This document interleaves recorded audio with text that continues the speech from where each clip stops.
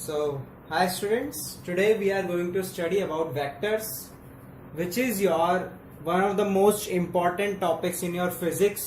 If you have taken science, non-medical or medical, it doesn't depends.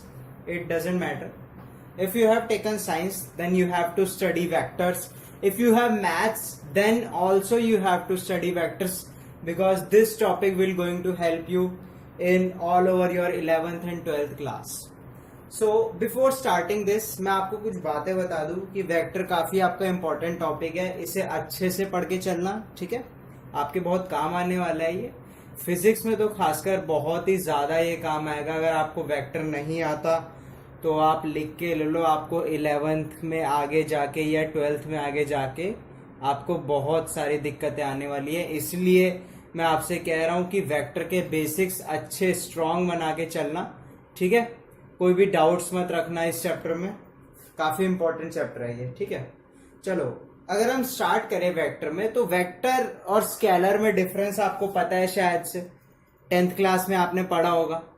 यार देखो, अगर आप साइंस ले रहे हो तो आपको ऑब्वियस सी बात है 10th 9th की छोटी छोटी बेसिक्स की बातें याद होनी चाहिए। सो आपने 10th या 9th में पढ़ा होगा बेसिकली वेक्टर और स्केलर में डिफरेंस क्या होता है। तो आपने वहां पे पढ़ा होगा कि वेक्टर इज अ क्वांटिटी या physical quantity which have magnitude and direction both, and a scalar quantity is a physical quantity which have only magnitude. But आप 11th में आ चुके हो, आपका थोड़ा लेवल अप हो चुका है, तो इसलिए मैं आपको बता दूं वेक्टर की हम 3 कंडीशन मान के चलेंगे। द 3 कंडीशंस विल बी, अगर फिजिकल क्वांटिटी का मैग्नीट्यूड और डायरेक्शन है, ठीक है, मैग्नीट्यूड और डायरेक्शन दोनों चीजें है, तो उसको वेक्टर लॉज भी फॉलो करने होते हैं। मैं लॉज लिखना भूल गया, सॉरी।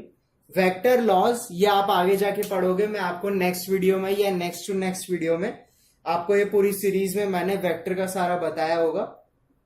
तो वेक्टर की कंडीशन होती है किसी भी क्वांटिटी को, उसका मैग्नीट्यूड होना चाहिए, उसकी डायरेक्शन होनी चाहिए, और वो वेक्टर लॉज को फॉलो करने वाला होना चाहिए। वेक्टर लॉज बेसिकली आपके 3 होते हैं, पॉलीगन लॉ ऑफ वेक्टर, ठीक है, पैरेललोग्राम लॉ ऑफ वेक्टर और ट्रायंगल लॉ ऑफ वेक्टर। इसमें से भी आपके मोस्ट इंपॉर्टेंट पैरेललोग्राम और ट्रायंगुलर लॉ ऑफ वेक्टर्स होते हैं, ठीक है।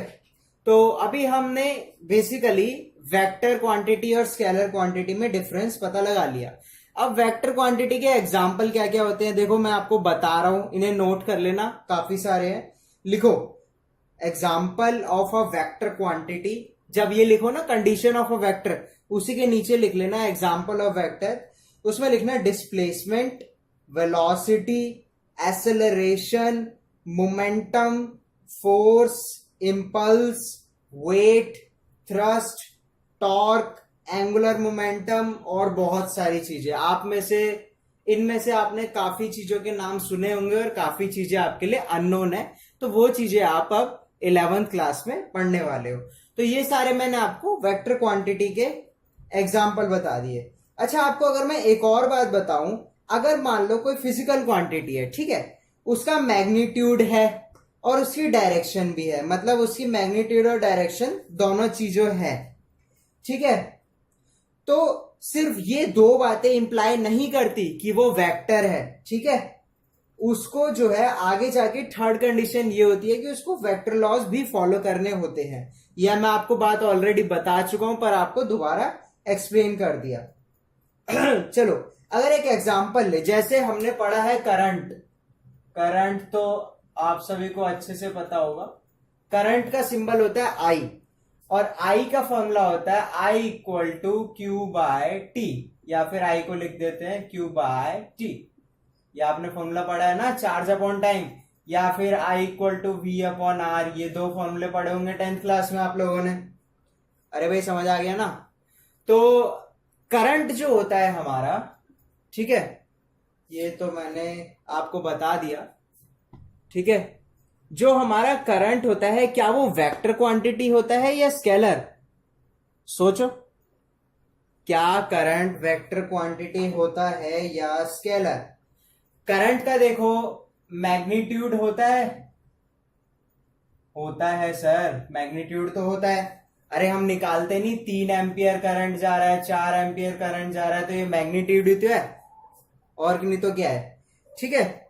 और आपका जो है करंट की डायरेक्शन होती है सर, बिल्कुल होती है।